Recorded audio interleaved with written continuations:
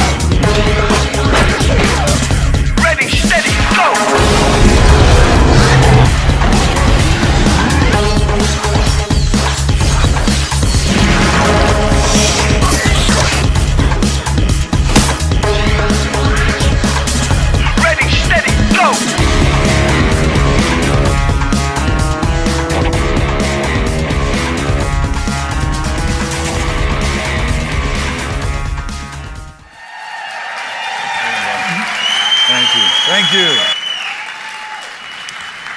Can you guys hear me? Is this working all right, this mic? Awesome. Things at an angle, I can't put it on there. So wow, how are you? So I had a little dinner last night with some of the big Laminine bigwig guys.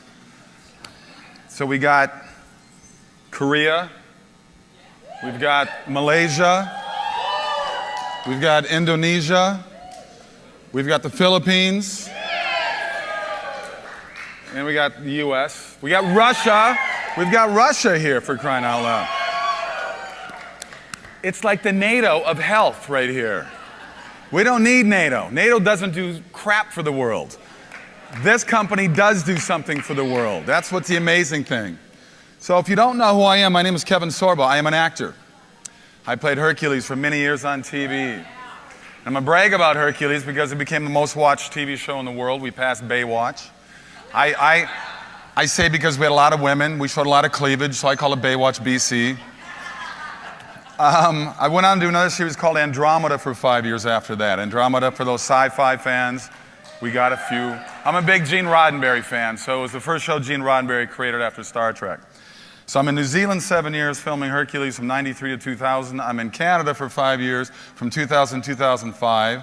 And then I went on to the last 7, 8 years. I've shot about 40 movies. I've shot 5 more already this year. So that's my introduction to you with my little resume for those who don't know who I am. Now you do. Stan's story is true. I kind of buzz through these gifting suites. I go when I can. They're mostly for women. They rarely give guys stuff when you go to these things. My wife says, go and get me some stuff. So that's how I end up there. The coolest thing, I think, I got to backtrack a little bit. The coolest thing I ever did, I was at a Super Bowl gifting suite years ago in Arizona. And these guys from Spalding were there, and they had a basketball hoop and backboard and everything. He said, yeah, we'll come to your house and set this up. I went, you giving me this? And he said, yes, I'm giving you that. And I was like blown. I have it. I've had it for 6 years. I use it all the time. So it was like, for me, that was the coolest gift. But I'm going to backtrack now to why Laminine is important to my life and how this whole meeting with Stan took place. A lot of people didn't know what was going on with my story until recently. I have a book that just came out. Well, it came out 2 years ago. It is called True Strength, and somebody just held it up right now. Thank you. And thank you. I wish I didn't have to write the book, and I'll tell you why. It was the last 3 months of the 5th year of Hercules. And I was having problems with my left shoulder. I couldn't figure what was going on with my shoulder. I was having all these pains, and I was getting these 3 fingers here kept getting more cold and more numb. And it was bugging me. And I called my doctor back in LA, and I said, you know, I got these things going on. He said, well, have you hit your elbow funny bone lately? And I said, you know, I hit it every day. I'm doing 3 fight scenes every episode. We're beating each other up all the time. So he said, you probably smashed your ulnar nerve. Don't pay attention to it. So I just kind of blew it off. And as I did with a lot of bumps and bruises I got on the show. So I get back to LA. I was doing press on, we finished season 5. I come back to Los Angeles. I was doing press on a movie I did called Kull the Conqueror, which is a prequel to Conan the Barbarian. So I was in New York doing Letterman. I was all different places. And while I was up in Boston doing some press, it got so bad with my shoulder, I called my doctor again. I called the studio, actually, Universal Studios. I said, we're going to send a doctor to your room to check you out. Doctor comes up to my room. His name was Dr. Dye. I said, you're a freaking doctor. I mean, I know you've heard this a million times, but seriously, take your middle name or something. I don't know. It was just anyway, he hit it on the nail. He said, something cardiovascular is going on with you. So I'm back to LA. I'm in LA. I go see my doctor again. He finds a lump in my left shoulder. The lump, they want to do a biopsy on it. I'm freaking out a little bit because I don't know what's going on. I've been healthy my whole life. I go to my chiropractor. I've been going through for 8 years to this guy. 8 years. He's never cracked my neck in 8 years. I don't like my neck cracked. I can crack any other part of my body, leave my neck alone. I'm laying on the table. He says to me, yeah, you got something going on here. He's working my shoulder. A voice inside my head says, don't let him crack your neck. I opened my eyes and said, what did you say? He said, I didn't say anything. I closed my eyes again. A voice as loud as I'm saying right now said, do not let him crack your neck. I'm going, why am I hearing this voice tell me that? He's never cracked my neck in 8 years. Why would he cracks my neck? Within minutes, I suffered 3 strokes. The lump in my shoulder ended up being an aneurysm in my left subclavicle, but it was so close to the artery. It was in the main artery feeding into this arm, but the crack of the neck from left to right forced 3 of those blood clots to go into the artery that feeds into my brain. I'm very lucky. I mean, I could have been killed, obviously. I could have been in a wheelchair the rest of my life. There's so many options that could have happened with 3 bullets to your brain. They were 2 into my balance center, 1 went to my vision. I still have a 10% loss of vision in both eyes the rest of my life. I couldn't balance. I looked like the biggest drunk you'd ever seen in your life for the next 3 months. I had to learn how to walk again. I had to drop out of a movie I was going to do for Universal Studios. Ironically, I was replaced by Patrick Swayze, who ended up having a lot of, as we all know, problems of his own. God bless him and rest his soul. And I spent about 3 solid years trying to get better. I went back to New Zealand 4 months later. I went from a 14-hour workday to 1 hour a day for the first month. I could barely work, I could barely walk. They would prop me up against a tree, have me sit down, do 1 or 2 scenes. If you watch season 6, you can see that I lost about 15 pounds of muscle. Things were changing. I slowly worked it back up to about 8 hours a day during the last 2 seasons I had on the show. So, the number of issues that I had going on inside my head, I was suffering vertigo. I was having panic anxiety attacks. I was having this sensation that I was falling backwards 24 hours a day. Didn't matter if I was laying down in bed, seated, standing, I was falling backwards. I had to deal with this stuff every single day. The first 2 years were by far the most brutal. The first year in Andromeda was still touch and go, but I made leaps and bounds with my progression then. But one thing that I had that was the biggest problem for me was my sleep. I couldn't get sleep. I would sleep for an hour, wake up, sleep for 2 hours, wake up, sleep for an hour and a half, wake up. I slept horribly. So now we flash forward to meeting with Stan all these years later. Have I had progression? I've been lucky. God bless. You know, I'm very fortunate to keep working in this career. I'm very lucky to keep on going. I'm very fortunate that Universal Studios, well, they wanted to keep the show going because it was the most watched show in the world. So I don't know if they cared about me that much as they cared about the money the studio was making off the series.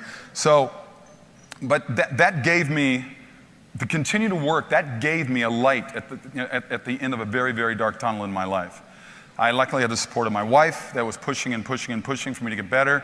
And also, she's the reason the book was even written. I didn't want to write the book. I didn't want, you know, it's hard to show the world your frailties. It's hard to show when you're playing the strongest man in the world that you're weak.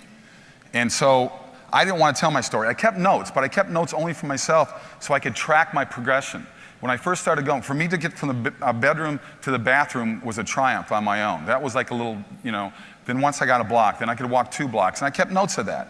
I said, you know, I did 3 blocks today. And it was tough on me and it was brutal, but I just kept pushing and pushing and pushing and pushing because that's the way my mindset is. I'm the type of guy that actually fits perfect for what you guys are doing because I believe you're the same type of person. You have to push yourself to be successful in anything in life. And if there's got to be the pain to go along with the gain. That's just life. You're going to get rejected. I'm in a business. I'm a 13-year overnight success, by the way. Okay? I put my time into Hollywood. I was too young. I was too old. I was too tall. I was too short. I was everything that they don't want, and that's the way Hollywood is. Everything in Hollywood deals with rejection. So trust me, I know what you go through when you push, you're talking to people about Laminine, you're talking about how great the product is, and you get shut down. That's the way it is. But anything worthwhile in life is worth pushing for. And that's why I was, with my mentality, I push and push myself to get better. My wife said, you have to write this book. People know you around the world. I mean, both my series are still in 100 countries around the world. In the States here, for crying out loud, it's on Netflix, Hub TV, Encore Cable. So I'm getting a whole slew of these 12-year-old kids stopping me at the supermarkets saying, oh my God, it's Hercules, you know? So the power of television is amazing in itself. But so I finally did write the book. I sat down, it took about 1.5 years to write it. I put it out there. The response has been amazing. I do speeches at least once a month across the country and up in Canada. I speak at hospitals, I speak at neurological institutes, I speak at churches, I speak at bookstores, and I get people coming up to me that were cancer survivors, stroke, heart attack, car accident, whatever it may be, crying and saying, your book has motivated me. Because the one thing I tell people, and that's what I'm going to tell you here right now, is don't let other people set your limitations. Do not let people do that, because people will do that.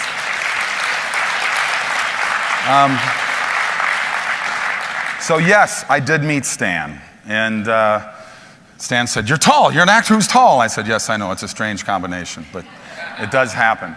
And he told me about the product, and I was very fascinated by the product. I'm not a guy, I don't like taking drugs. You know, you watch these commercials on TV, why would anybody? Good Lord. The 480 things that the voiceover guy goes through, rectal bleeding, ear explosions, I mean, you're like going, sign me up. I want to do that right now. I mean, it's amazing. So I'm a big supplement guy. I take my C's, my B's, my E's. I take all those vitamins. I'm a big vitamin guy. I eat pretty healthy. I do have a sweet tooth. I like my desserts. Stan and I ran away from the cheesecake last night, but I kind of regret it. You know, I was thinking about it the whole drive home, but I had the pop chips in the room when I got home, so I fell a little bit. But so he told me about the product, and I said, you know, I'm curious. I want to try this. And he said, just take 2 in the morning, take 2 at night. Well, here it is 2 years later. I'm still taking 2 in the morning. I'm taking 2 at night. I'm an early riser. I've always been an early riser. But I get the biggest thing that made a difference for me is my sleep.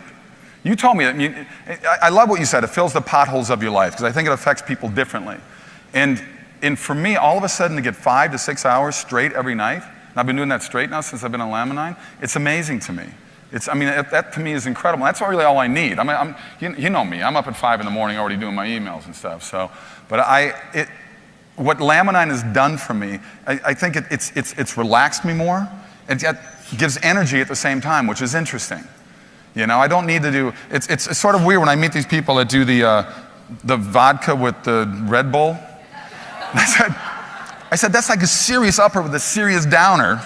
I mean, your body's just going to go all over the place, not going to figure out what to even do with itself. But to sit there and to talk to friends, look, I have Laminine with me all the time. I took my 2 last night, I took my 2 this morning already. When I'm on airplanes, I'm always next to somebody. I fly a lot. Eventually, I'll bring it up. We'll talk about whatever it's talking about, and I'll touch on any subject, you know, religion and politics, things that aren't too, you know, controversial. And I'm not afraid to bring up. So, and I'll bring up Laminine. And I have met people that are very interested, have got a hold of Stan with it and got a hold of me. And to me, it's just a matter of getting out there and pushing yourself and pushing yourself. And that's what I do. I mean, I'm not up here they're not paying me as a celebrity to be on the team. I'm the same thing as you are. I'm out there making my calls. I'm out there trying to get people to get together. I'm putting on Facebook. I'm putting on Twitter. I'm trying to get a hold of people to come be involved in this product. It's a supplement for me. To me, it's just a supplement. And people ask for side effects. I'm going, you know, there's nothing there, guys. There's no side effects. So to me, it's a win-win proposition with this product. And I thank Stan for coming into my life. He's been great. He's my mentor. He pushes me as well. I get so many emails and texts from this guy every day. But it's good because it keeps pushing me as well. And you know, anybody's here, I mean, I want to meet everybody, but anybody who's on my team. I think Mr. Yellow right there. Good to see you. Glad you went with the program. And you know, it's a blessing for me to be here. It's a blessing to me I've met you, and I am welcoming you all and welcome myself to the Laminine family, and I wish for good things for all of you. God bless, and go kick some butt. All right.